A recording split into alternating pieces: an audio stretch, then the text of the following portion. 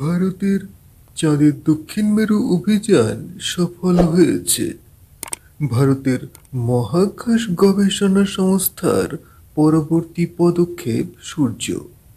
পাড়ি দিয়েছে ভারতের সৌরযান আদিত্য L1 সূর্যের উদ্দেশ্যে। এটি সূর্যের চারিদিকে পাক খেতে খেতে তুলে আনবে সূর্যের ছবি।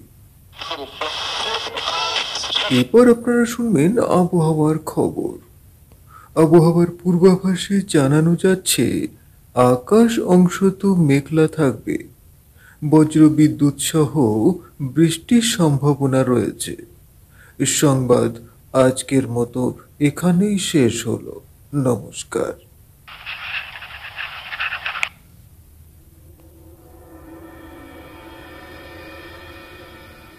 পূর্বাভাস বলতে আমরা কি বুঝি? সহজ কথায় বলতে গেলে আগামী সময়ে কি ঘটবে বা ঘটতে পারে তার আনুমানিক বিবরণ হলো পূর্বাভাস। পূর্বাভাস অনেক সময় সত্যিও হয়ে ওঠে। আমার জীবনে এমনই এক পূর্বাভাস সত্যি হয়ে উঠেছিল ভয়ঙ্করভাবে। আমাদের প্রত্যেকের জীবনে এমন অনেক ঘটনাই ঘটে যার বিশ্লেষণ যুক্তি বুদ্ধি দিয়ে করা যায় না। ভাবতে বসলে মাথা গুলিয়ে যায়, কুল কিনারা পাওয়া যায় না। কেন হলো, কিভাবে হলো, এও কি সম্ভব? এমন হাজার প্রশ্নের ভিড়ে আসল বিষয়টাই ধোঁয়াশায় পরিণত হয়।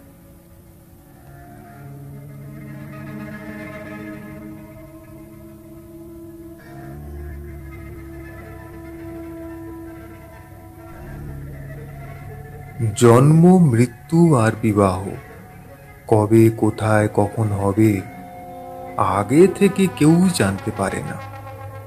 কিন্তু পূর্বাভাস কি আসে না? না, আমরা বুঝতে পারি না। তবে আমার অভিজ্ঞতা বলে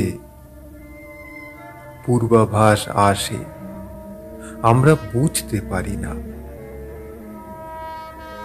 পূর্বাভাস যদি আমরা বুঝতে পারতাম, কত দুর্ঘটনা, কত বিপদ থেকে আমরা নিজেদের বাঁচাতে পারতাম। এই সদা ব্যস্ত পৃথিবীতে আমরা এতটাই ব্যস্ত থাকি যে এই পৃথিবীর কিছু সূক্ষ্ম সত্য আমাদের চোখ এড়িয়ে যায়। এই পৃথিবীর সেই সমস্ত ঘটনা যা যুক্তি বুদ্ধি দিয়ে বিচার করা যায়, আমরা তাকেই বাস্তব বলে মানি। আর যে সমস্ত ঘটনা বা বিষয় আমাদের যুক্তি ও বুদ্ধির বাইরে, আমরা তা অবাস্তব, অলৌকিক, ভৌতিক বলে এড়িয়ে যাই। আমার জীবন সংশয় হতে বসেছিল, তবে পূর্বাভাস পেয়েছিলাম। ঘটনাটা গোড়া থেকে বলি।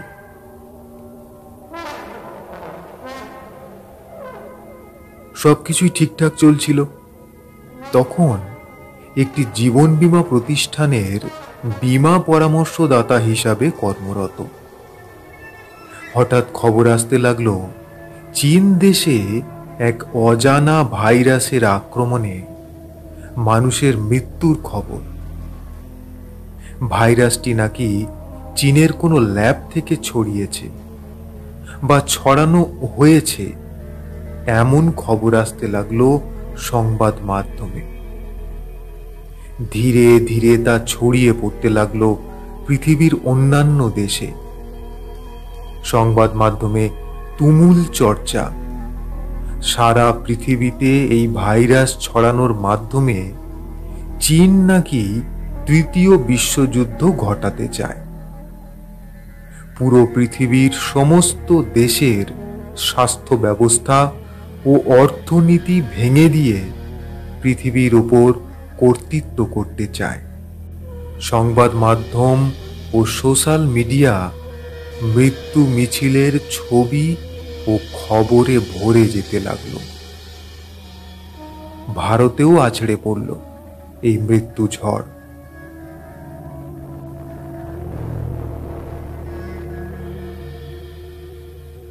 প্রতিদিন মৃত মানুষের সংখ্যা গণনা হতে লাগলো সংবাদ মাধ্যমে।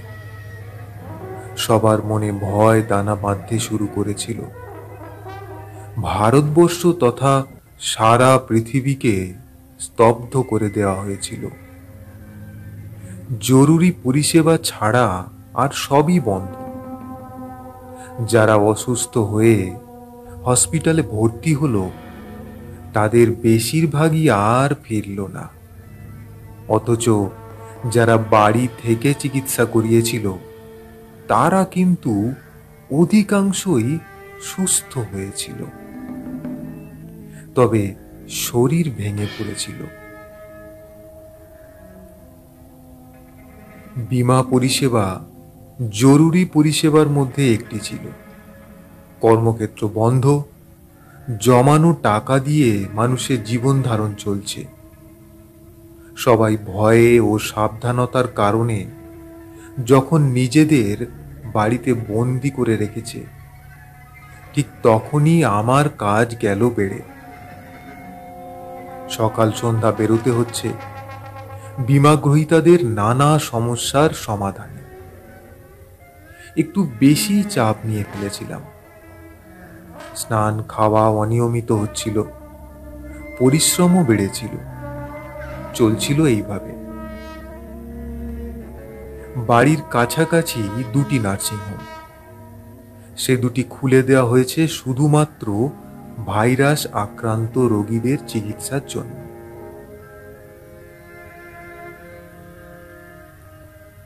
এরই মধ্যে একদিন রাতে আমার এক অতি প্রিয় পাত্রের আত্মীয় মারা গেল নার্সিংহোমে, যেখানে ভাইরাস আক্রান্ত রোগীদের চিকিৎসা হচ্ছিল।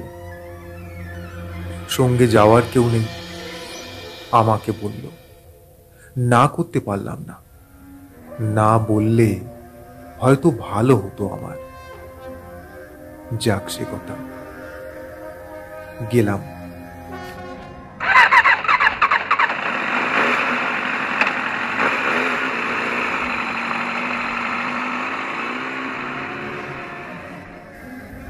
নানা রকম প্রোটেকশন নিয়ে ডাক্তার ও কর্মীরা কাজ করছে। আমরা দুজনেই কেবলমাত্র মুখে একটা মাস্ক লাগিয়ে খালি পায়ে এমার্জেন্সি ওয়ার্ডে ঢুকে পড়লাম।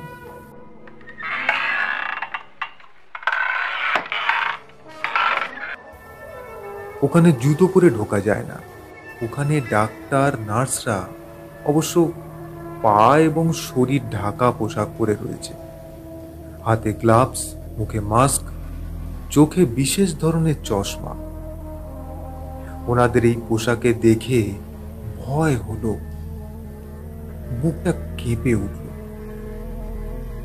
বড় হল ঘরের দুদিকে দুই সারি বেড, প্রত্যেকেই ভেন্টিলেশনে রয়েছে, মুখে অক্সিজেন মাস্ক লাগানো। এক একজনের বুক ওঠানামা করছে ভয়ঙ্কর ভাবে। বোঝা যাচ্ছে নিঃশ্বাস নিতে কষ্ট হচ্ছে। ডাক্তার নার্সরা এক পেশেন্টের কাছ থেকে আর এক পেশেন্টের কাছে দৌড়ে চলেছে ক্রমাগত, যেন মৃত্যুর সঙ্গে প্রতি মুহূর্তে তাদের লড়াই চলছে। অদ্ভুত এক দম বন্ধ করা পরিবেশ।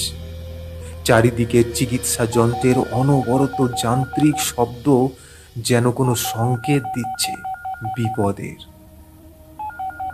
আমরা গিয়ে দাঁড়ালাম বেডে রাখা মৃতদেহের সামনে। আমাদের একবার পরীক্ষা করে নিতে বলা হলো। ওই ব্যক্তি মৃত তা নিশ্চিত করতে বলা হলো এবং আমাদের অনুমতি নিয়ে ওই মৃত ব্যক্তির মুখ থেকে অক্সিজেন মাস্ক খুলে নেওয়া হলো। তারপর মৃতদেহ রিলিজ করার কাগজপত্রে সই করে বিল পেমেন্ট করে যখন নার্সিংহোমের পার্কিংয়ে এসে দাঁড়ালাম, তখন মধ্যরাত।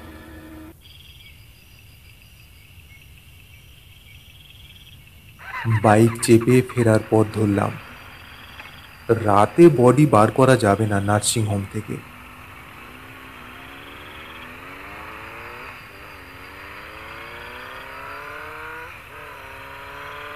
সকালে আসতে হবে। পিচ রাস্তা ধরে অন্ধকারের বুক চিরে ছুটে চলেছে বাইক। আমরা দুই আরোহী। রাতের আকাশের চাঁদ শুধু আমাদের দিকে দৃষ্টি রেখে যেন আমাদের সাথে ছুটে চলেছে। এক টানা ঝিঁঝি পোকার ডাক আর মোটর বাইকের শব্দ। ঠান্ডা হাওয়া এসে লাগছে চোখে মুখে। হাওয়াটা যেন একটু বেশি ঠান্ডা লাগছিল। মৃত্যুর যে ছবি দেখে এসেছিলাম তা যেন একটা ঘোরের মধ্যে রেখেছিল আমাদের। দুজনেই চুপ। পৃথিবীটা যেন মরে গেছে, আর আমরা দুজনে নির্বাক হয়ে পাথর চোখে তাকিয়ে আছি সেই মৃত পৃথিবীর দিকে। মাঝে মাঝে রাস্তার গর্তে চাকা পড়ে গাড়ির ঝাঁকুনি আমাদের ভাবনার ঘোর কাটিয়ে দিচ্ছিল।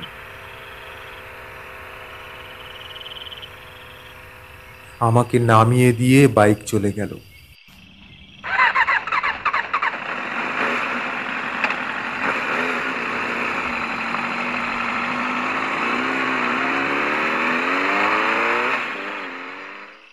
বাড়ি ফিরলাম।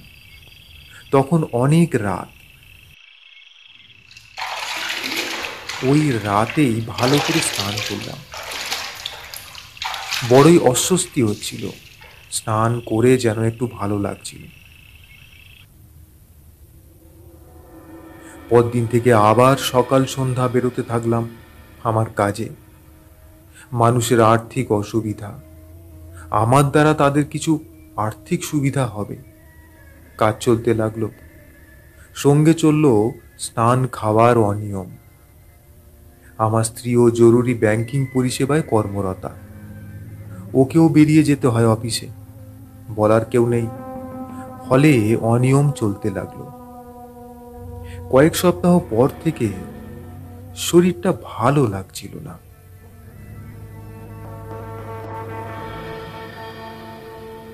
গাটা গরম থাকে, শরীরটাও দুর্বল লাগে। ভাবলাম অতিরিক্ত পরিশ্রমের কারণেই হয়তো এটা হচ্ছে।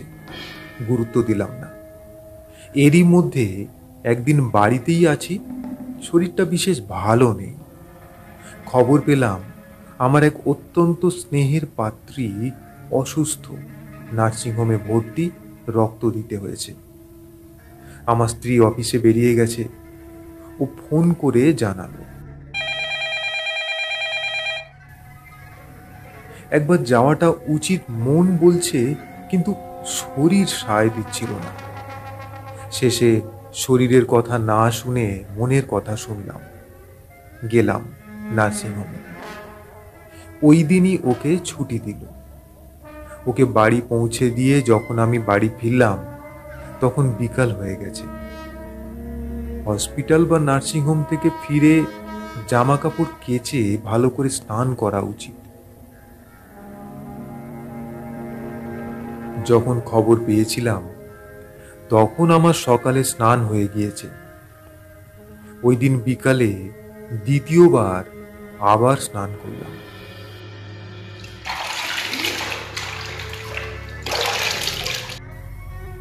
পরদিন থেকে শরীরটা যেন আরো দুর্বল লাগছিল। তবে কাজে বেরোচ্ছিলাম।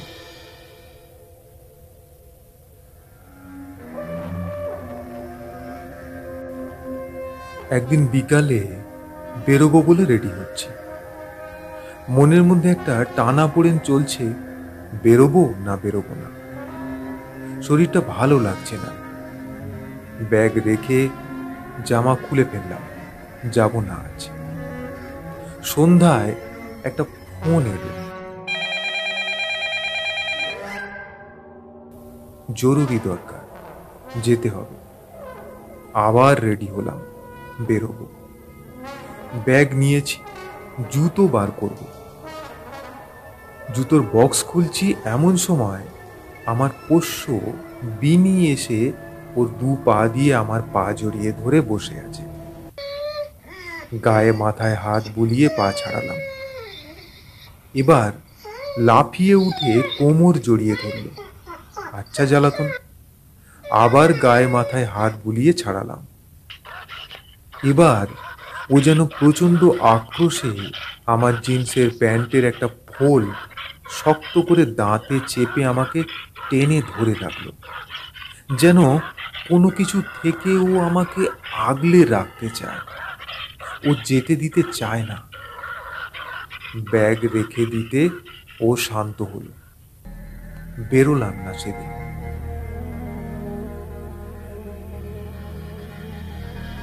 ওই দিন রাতেই প্রচণ্ড জ্বর এলো, 103, 104। পরদিনও তাই। চোখ খুলে তাকানোর শক্তি নেই, কথা বলার শক্তি নেই, উঠে দাঁড়ানোর শক্তি নেই। এদিকে সেদিন বৃহস্পতিবার। আমি যে ডাক্তার দেখাই উনি ছুটিতে থাকেন।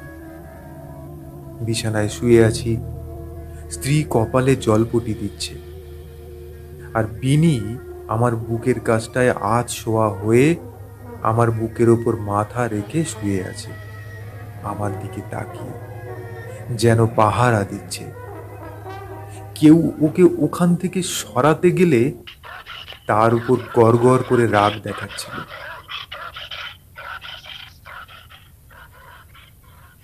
প্যারাসিটামল খেয়ে কোনো রকমে ওই দিনটা গেল। পরদিন ডাক্তারবাবুকে ফোন করলাম। কি কি সমস্যা হচ্ছে জানালাম। মাকে পাঠিয়ে ওষুধ আনালাম। খেতে পাচ্ছিলাম না। 8 ঘন্টা 45 মিনিট ধরে বসে তবে কয়েক গাল ভাত গলা দিয়ে নামছিল। আমার স্ত্রী ছুটি নিয়েছে আমাকে সেবা শুশ্রূষা করার জন্য। আরো দিন 2 গেলে জ্বর একটু কমল, কিন্তু শরীর অত্যন্ত দুর্বল। শুয়ে থাকি সারাক্ষণ। উঠতে গেলেও প্রচণ্ড কষ্ট অনুভব হয়। কোমরটা যেন বেঁকে গেছে। সোজা হয়ে দাঁড়াতে গেলে তা যেন জোর করে অত্যন্ত কষ্ট করে দাঁড়াতে হয়। একদিন রাতে ঘুমিয়ে আছি, হঠাৎ মনে হলো বুকে প্রচণ্ড চাপ লাগছে, নিঃশ্বাস বন্ধ হয়ে যাচ্ছে। হাঁপাতে হাঁপাতে জোরে নিঃশ্বাস ফেলতে ফেলতে জেগে উঠে বসলাম। সারা বুকে একটা চাপ ধরা ভাব। হাতের মুঠো পাকিয়ে কয়েকবার ধীরে ধীরে বুকের উপরে ঘা দিলাম। না, স্বস্তি পাচ্ছি না। স্ত্রী পাশে শুয়ে, ওকে ডাকলাম না। এখন এই মহামারীর পরিস্থিতিতে সবাই আতঙ্কিত হয়ে রয়েছে। ও আতঙ্কিত হয়ে পড়বে। যা করার আমি করব। ধীরে ধীরে বিছানা থেকে উঠলাম। ঘর অন্ধকার। আস্তে আস্তে পা ফেলে আন্দাজে দরজার কাছে এলাম। ঘরের ভিতর থেকেই বাইরের আলো জ্বালানো যায়।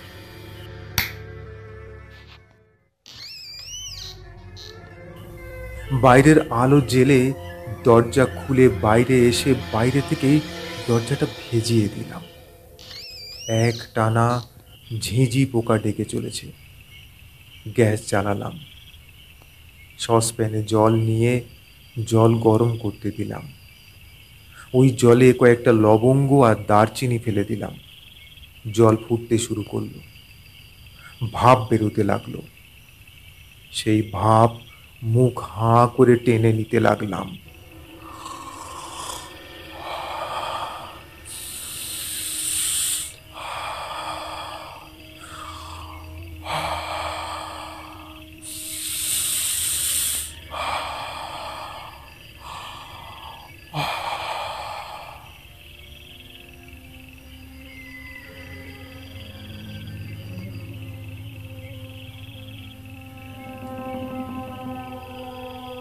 একবার মুখ দিয়ে আর একবার নাক দিয়ে টেনে নিতে লাগলাম সেই ভাব।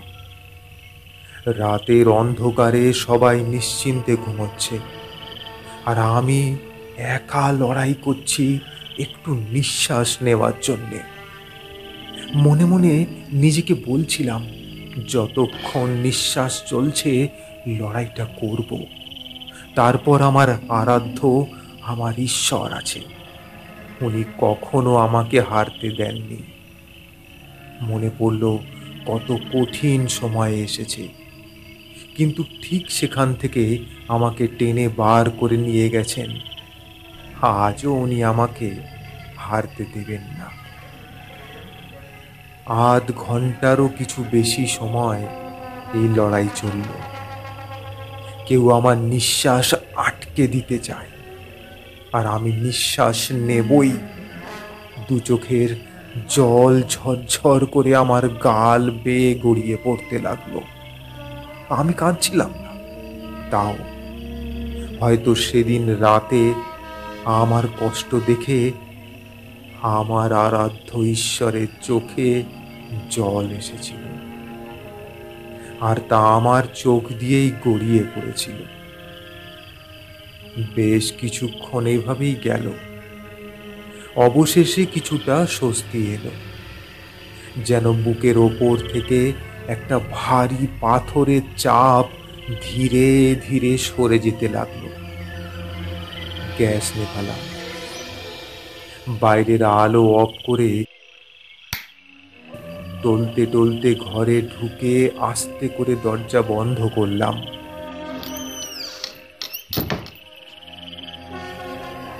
অন্ধকারে আন্দাজে বিছানায় এসে শুয়ে পড়লাম। 7-5 ভাবতে ভাবতে কখন ঘুমিয়ে পড়লাম জানি না।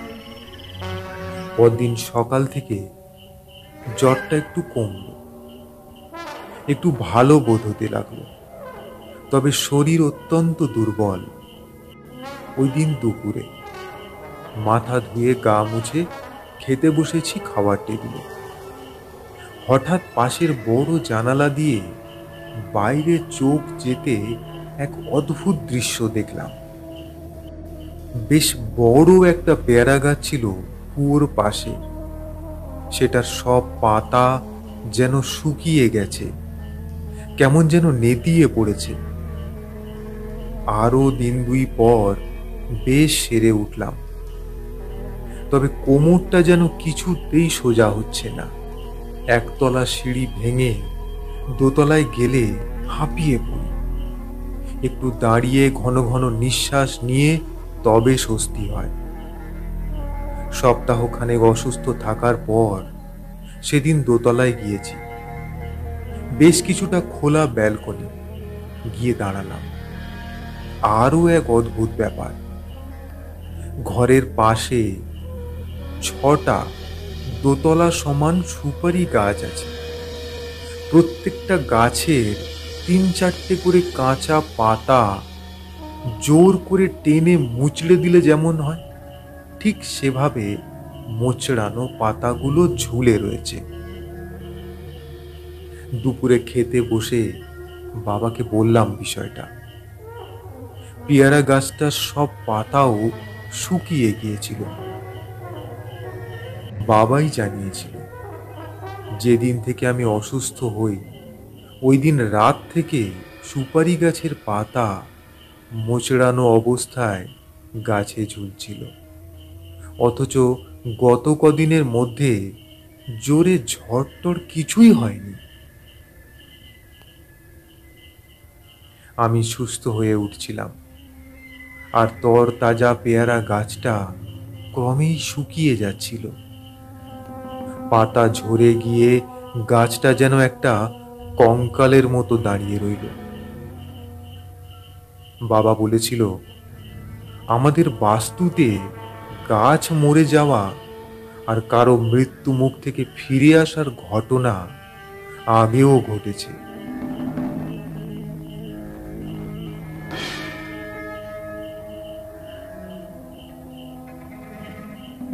পেয়ারা গাছটা মরে গিয়ে ওর পরমায়ু দিয়ে হয়তো আমাকে বাঁচিয়ে গিয়েছে।